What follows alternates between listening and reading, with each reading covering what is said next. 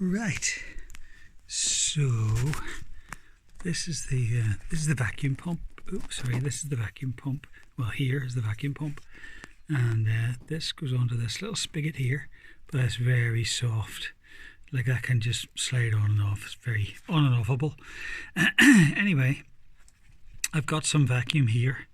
I haven't measured how much because I don't have a gauge that'll measure that. But this goes down into this block down below there, and then it gets spread out into, there's one goes off here to the turbo, one goes off to the EGR cooler, and there's another one goes off to somewhere else that I'm not sure what. Probably the EGR valve actually.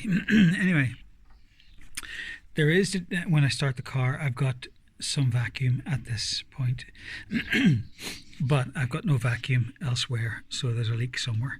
So what I'm just going to do, I've just got some hose and a water connection from the greenhouse, and I'm just going to make it, they're all the same size.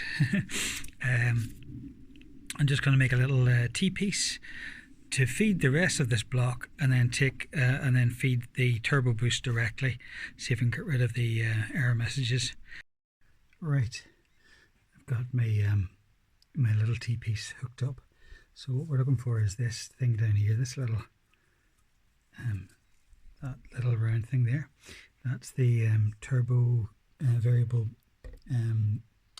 boost vane rod that's connected to the thing. There's a vacuum connects back to the pipes that I just set, and so I'm hoping this will move now whenever I start the car. Unfortunately, it'll probably jog the tripod, but we'll see.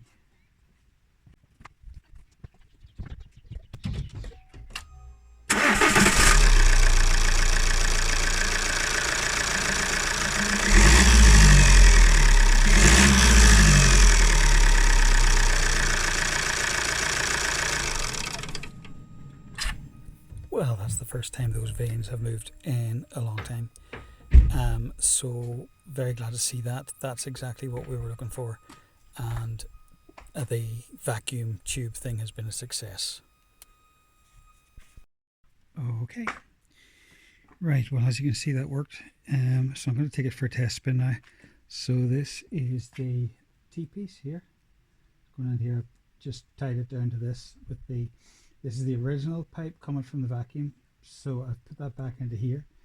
I've taken the old vacuum tube from the well, I've put a new one going directly to the boost pump, the boost variable vanes, and then I've blocked off the end. I've just screwed a thing into the old one that I pulled out of here, just to keep it out of the way and stop any further leaks, or at least give a bit of pressure to the rest of the system if it was getting any. So I'm just going to button it up now and take it for a quick sail and see, clear the codes and see if any new codes come back up for the turbo. Anyway. Right, so DTC display, here are all the trouble codes. Now I've got a new exhaust gas sensor for it here, so I'm not worried about those at the moment. Turbocharger boost position, boost system, turbocharger boost, turbocharger boost control position not learned. So not worried about the crankshaft position ring at the moment, that can be cleaned. This one here, I've got the sensors to replace, so I'm just going to go back in here and go clear fault codes.